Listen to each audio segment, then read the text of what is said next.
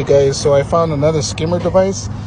Basically, if you come to a pump and you select the buttons and they kind of have to be forced in and they're not popping up like they should be, most likely you have a skimmer device.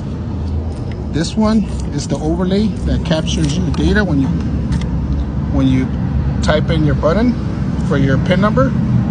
That's being recorded and that's also being transmitted. So when you slide your card and you push the buttons, the numbers are being captured on this device here. Now, as far as your card reader, if you pull this,